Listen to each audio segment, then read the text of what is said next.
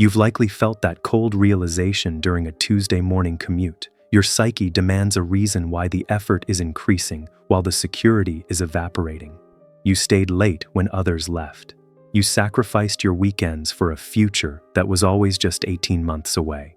You probably felt that if you just refined your discipline, if you just squeezed a little more productivity out of your tired mind, the universe would finally balance the scales.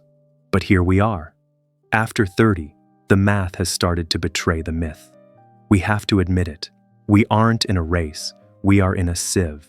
Our time, our energy, and our youth are being drained to fuel a system that was never meant to serve us. The reason is that the scripts of obedience we were sold are mathematically rigged. Think about the education script. We took on debt at 20 to buy a credential that promised a seat at the table.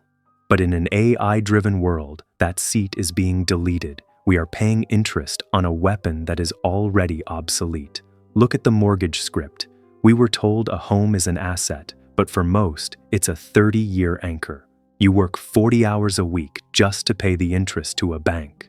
You aren't an owner. You are a highly disciplined caretaker of the bank's collateral. And the career script?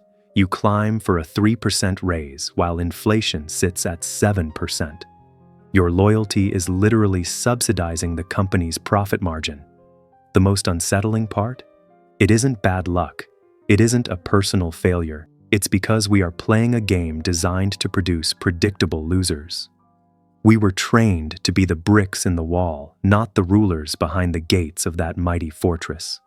Machiavelli saw this 5 centuries ago. He knew that those who wait for justice usually die in debt. Today, we stop waiting. We are going to stop looking at the world as we wish it were and start seeing it for what it actually is. It's time to stop being the fuel. It's time to become the engine. To escape the sieve we described, we must perform a radical surgery on our own perception. Most people spend their entire lives viewing the world through a thick fog of shoulds. They believe the world should be fair. They believe that if they are kind, the market should be kind back. They believe that their employer should recognize their silent sacrifices. Your psyche demands these comforts. It clings to these moral fairy tales because the alternative, the truth, is terrifyingly cold. But Machiavelli offered us a lifeline, a concept he called the effective truth. He argued that there is a massive, unbridgeable gap between how people live and how they ought to live. Those who sacrifice what is actually happening for what they wish were happening are not being good. They are being strategically suicidal. In the high-stakes game of wealth, the effective truth is this: the market does not have a pulse. It does not have a conscience. It does not pay for your goodness or the number of hours you spent away from your family.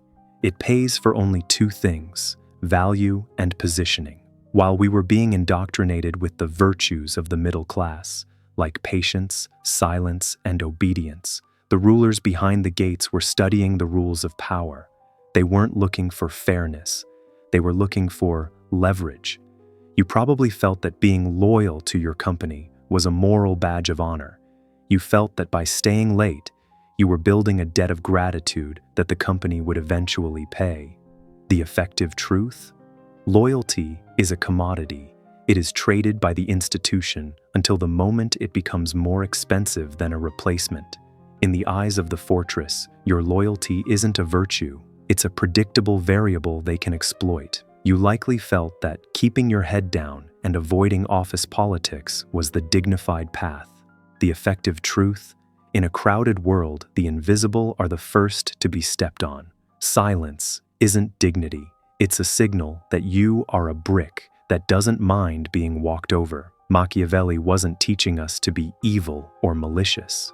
He was teaching us to be unfoolable.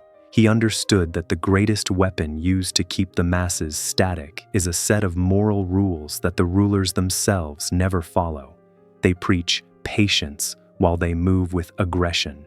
They preach diversification for you while they concentrate their own power. To get rich after 30, we have to trade our sentimentality for strategy.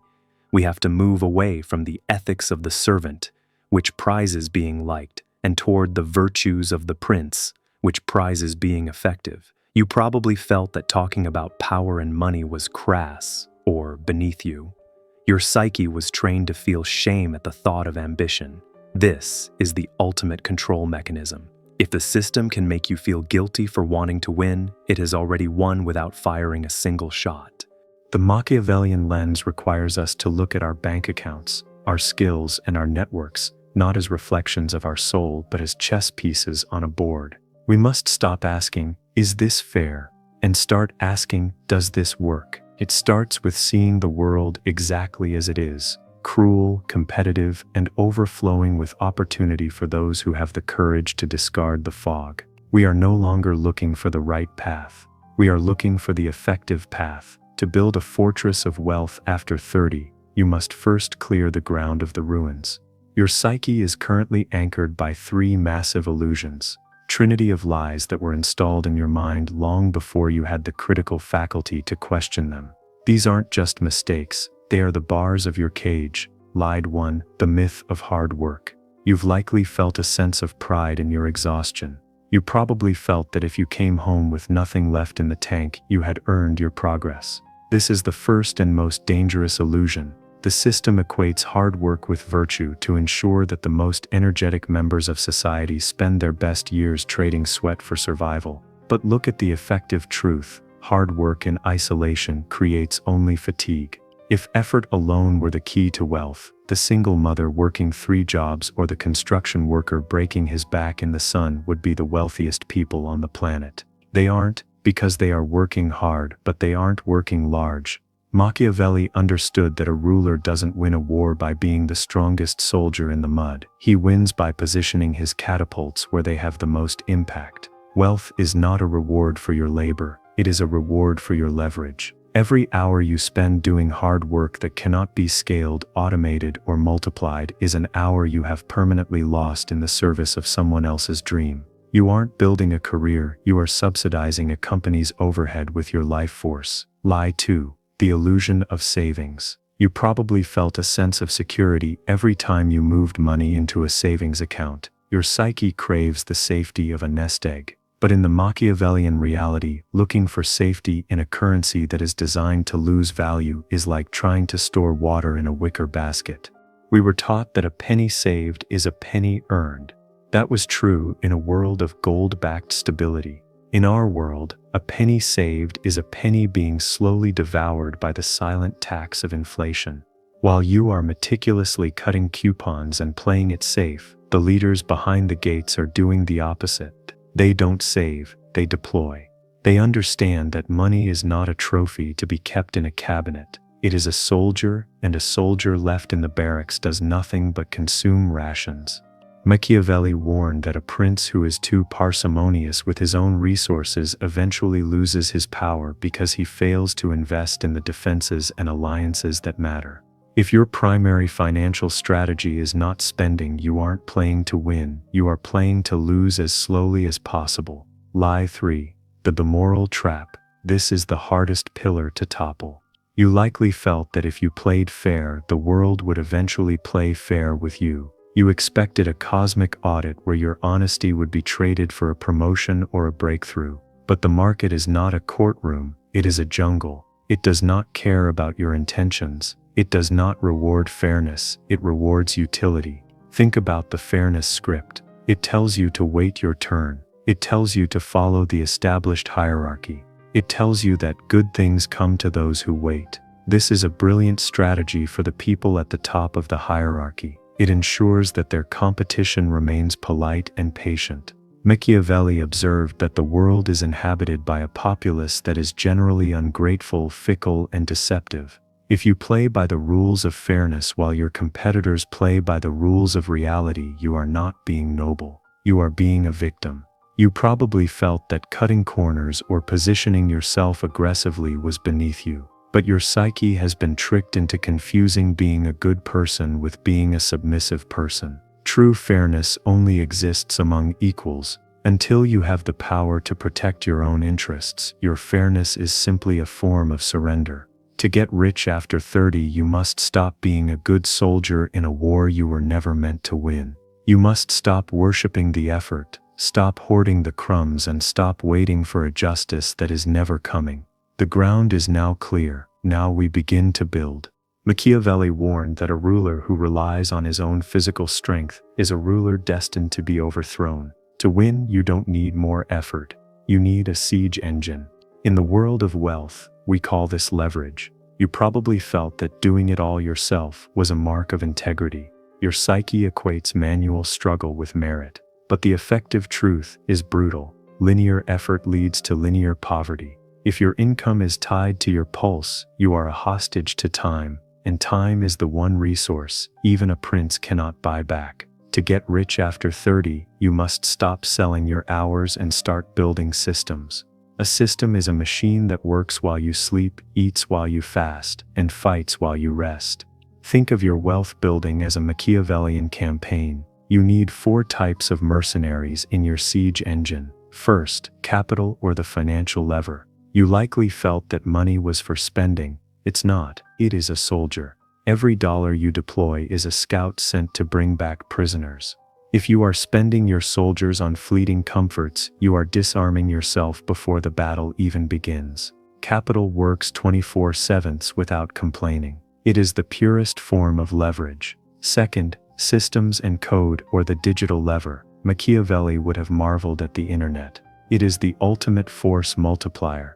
A piece of code, an automated funnel, or a digital product is a garrison that never sleeps. You build it once, and it serves 1,000 masters. If you aren't using software to scale your intent, you are fighting a drone war with a wooden stick. Third, media and attention, or the narrative lever. Fortune favors the visible. In the past, you needed an army to reach the masses. Today, you need a message. Media allows your ideas to be in 10,000 rooms at once. If you are keeping your head down, you are surrendering the most powerful high ground in the modern world. Fourth, labor, or the human lever. You probably felt that if you want it done right, do it yourself. This is the mantra of the broke and the overwhelmed. A prince doesn't bake the bread, he owns the bakery. You must learn to direct the brilliance of others. If you are the smartest person in your system is capped by your own limitations. You likely felt that building these engines was too risky. But look at the math again. What is riskier? Building a system that you own, or betting your entire life on a single employer who can delete your income with one email? The fortress doesn't care about your sweat. It only cares about the pressure your engine can apply to the market. Stop being the man pushing the stone. Be the man who built the lever that moves the mountain. The game is no longer about working harder. It's about multiplying. Most people focus on the top line, how much they earn. They think a bigger salary is the exit ramp from the treadmill. It isn't. Without a Machiavellian grasp of the margin, $1 million income is just a more expensive cage. Your psyche demands comfort. It demands that as soon as your income rises, your lifestyle must rise to meet it. You probably felt that you deserved that luxury car or that high-end apartment as a reward for your struggle. This is the consumer trap. It's the mechanism the system uses to ensure that even the high earners remain bricks in the wall. In the eyes of a prince, your lifestyle is your greatest tactical weakness. It is a fixed cost that limits your movement. Machiavelli observed that a ruler should be parsimonious with his own resources so that he is never forced to be predatory toward his subjects. For you, this means mastering the predator's margin. The margin is the gap between what you earn and what you actually need to survive. Wealth isn't built in the earning, it is built in the deployment of the gap. You likely felt that saving 10% was responsible. The effective truth: 10% is just enough to keep you fearful of losing your job. To get rich after 30, you must treat your margin like a war chest. Every dollar inside that gap is a soldier waiting for orders. If you spend your margin on stuff, you are executing your own soldiers. You are disarming yourself. You probably felt that spending money to look rich was a form of networking. Your psyche wants the applause of people who don't matter. But the leaders of the fortress know that true power is silent. They live below their means so they can act above their station when the moment of opportunity arrives. This is the predatory mindset. Starve the ego. Your car and your clothes should be the last things to reflect your success. Feed the engine. Every available cent must be funneled back into the siege engines we built earlier. Maintain optionality. In any negotiation, the person who needs the deal the least has the most power. Your margin is your walk-away fund. The system wants you to be a high-consumption unit. It wants you to be so weighed down by debt and expectations that you cannot afford to take a risk, cannot afford to quit, and cannot afford to think. Break the cycle. Stop buying liabilities that look like assets. Start accumulating soldiers that buy your freedom. Wealth isn't about what you buy. It's about what you don't have to do. The gap is your fortress. Protect it with your life. You probably felt that if you were talented enough, the world would find you. Your psyche wants to believe in a meritocracy, where skill is the only variable. But Machiavelli knew better. He knew that even the most brilliant commander will lose if he chooses to fight in a swamp. To get rich after 30, you must stop obsessing over your talent and start obsessing over your territory. In the game of power, positioning is fate. Machiavelli warned rulers never to rely on a fortress that is easy to surround or a territory that produces nothing. Most people spend their lives digging a well in a desert. They work harder, they sweat more, and they wonder why they're still thirsty. They are in the wrong zip code of the economy. You likely felt that staying loyal to your industry or your hometown was a virtue. The effective truth: if you are playing a game where the ceiling is low and the margins are thin, your effort is being liquidated. You are fighting for scraps at the bottom of the hill while others are catching the rain at the top. The high ground requires 3 Machiavellian shifts. 1. Go where the capital flows.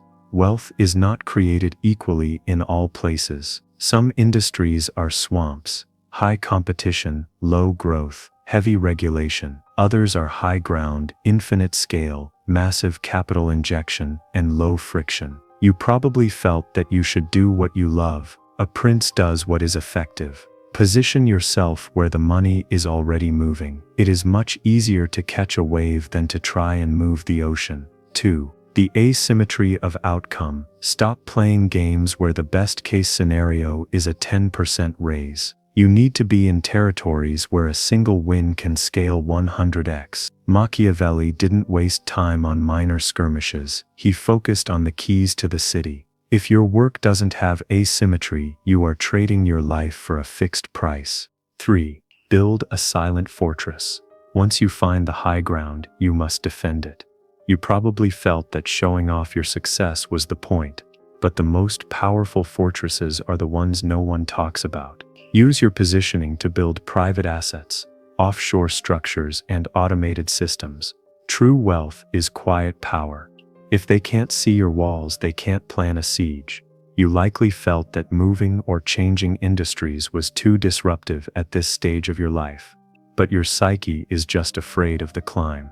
Look at the effective truth. It is better to be a beginner on the high ground than a master in the swamp. Stop trying to win a losing game. Change the game. Change the territory. Seize the high ground. The fog has cleared. You can no longer pretend you don't see the sieve, the hourglass, or the rigged scripts of obedience. You probably felt that by watching this you were just consuming content, but your psyche knows better. You are standing at a crossroads. To get rich after 30, you have to kill the version of yourself that waits for permission. Machiavelli's ultimate lesson was this: the game is being played whether you consent to it or not. Capital is flowing. Power is consolidating. Systems are operating 24/7. The only unanswered question is your role within them. You can remain a brick, a passive unit of consumption, reacting to the pressures applied by others, or you can become a leader, one who stands behind the gates of the fortress, designing structures that serve your interests and protecting your own autonomy. This choice doesn't require malice. It requires clarity. You likely felt that someday the world would recognize your silent virtue. The effective truth: the world only recognizes those who understand its mechanics. There is no applause for this choice. There is no ceremony. It happens internally. In the quiet moment you discard the last comforting lie and accept total responsibility for your reality. From this second on, the treadmill stops. Your effort gains leverage. Your time regains value, but this is only the beginning of your campaign. If you are ready to stop being the fuel and start being the engine, you need to be in the room where the real rules are discussed. Subscribe to this channel now. We are building a garrison of leaders who refuse to play a losing game. Don't let this be another video you forget by tomorrow. Hit the notification bell, secure your position on the high ground, and join us as we deconstruct the world as it is so we can build it as we want it to be. The gates are open. The rules are in motion. What is your move?